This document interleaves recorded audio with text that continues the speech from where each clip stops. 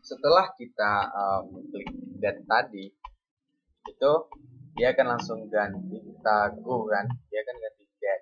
Sini kita ganti tanggal.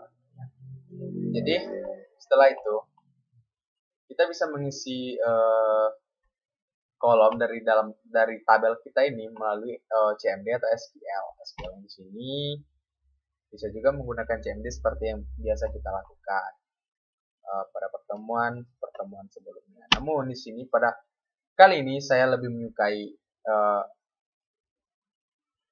insert fitur yang insert ini gitu, karena lebih nggak repot menurut saya pribadi seperti itu. Karena tadi kan ID obat adalah auto increment, berarti ID obat ini tidak perlu kita isi lagi gitu. Ini otomatis dia akan mengisi sendiri. Sini kita gunakan nama obat, misalnya obat batuk. Obat batuk itu di sini karena tadi udah kita ganti date dari tanggal, maka dia akan keluar seperti ini gitu.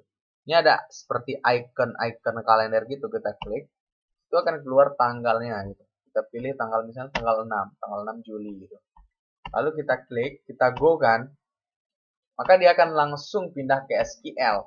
Itu yang makanya saya lebih suka, karena penulisan ini kalau saya pribadi masih apa gitu, masih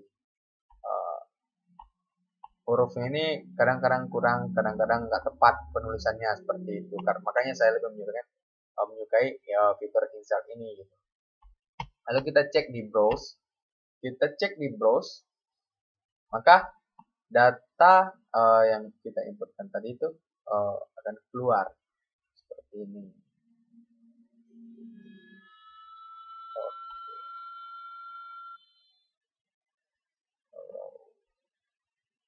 Oh iya, tadi udah saya coba juga.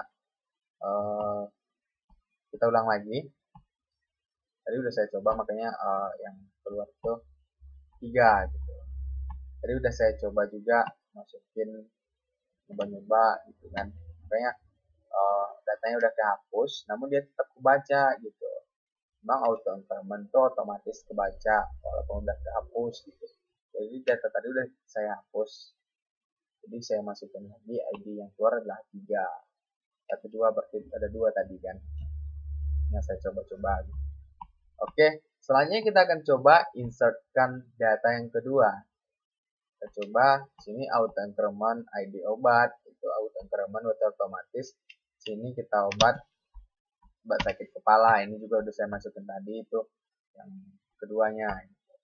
Cuman kan udah saya hapus karena belajar yang tadi lah. Kita pilih tanggalnya tanggal 7, bulan 7 itu. Kita klik go, maka dia akan otomatis ke SQL sendiri. Dan juga bisa kita inputnya melalui CMD. Kita cek di browse, maka akan keluar dua record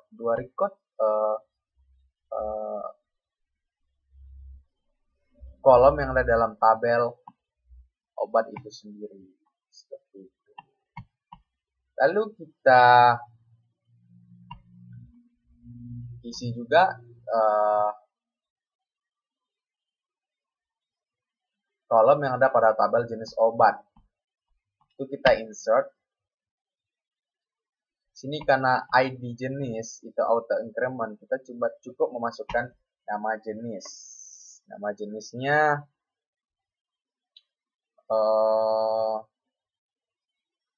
apa ya?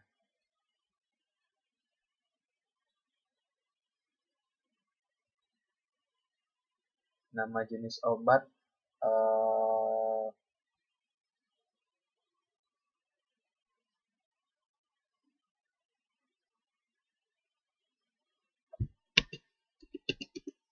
Paramek. Nah, kita bikin Paramek aja. Kita go, dia auto increment di jenisnya, maka akan pindah ke SQL. Di SQL ini akan menjelaskan atau mengubah dari insert yang kolom-kolom tadi menjadi SQL atau bahasa SQL-nya seperti ini. Insert info, jenis obat, ID jenis, nama jenis, values seperti ini. Karena ID jenisnya itu auto increment berarti ID jenis ini nggak perlu kita isi di sini gitu, cukup nama jenis obatnya aja gitu. Kita cek di browse, nah dia keluar. Lalu kita bikin satu lagi, nama jenis obatnya itu sakit kepala tadi, sama obat batuk itu Konidin. Konidin ya kan, karena auto increment dia juga seperti yang tadi. Kalau auto increment itu dia nggak perlu lagi ditulis nol, dia kan nol, berarti itu otomatis gitu, otomatis keisi. Konidin obatnya kita cek di browse, maka akan keluar seperti ini, ID jenisnya 12. Nah gitu. Jadi selanjutnya tuh kita bikin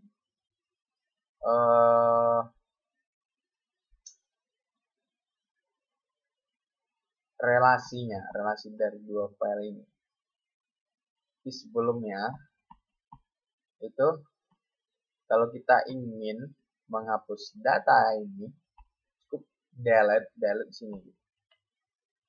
Namun kalau kita ingin ada yang ingin kita ubah itu edit seperti itu.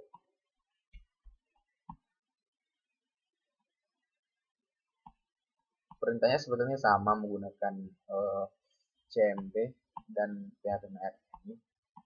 Kalau di php-admin kita klik SQL, dia akan keluar. Nah ini kan select from jenis obat where, dimana yang jenis obat itu buat sakit kepala itu ini gitu. Nah oke. Selanjutnya kita akan bikin relasi dari dua tabel ini.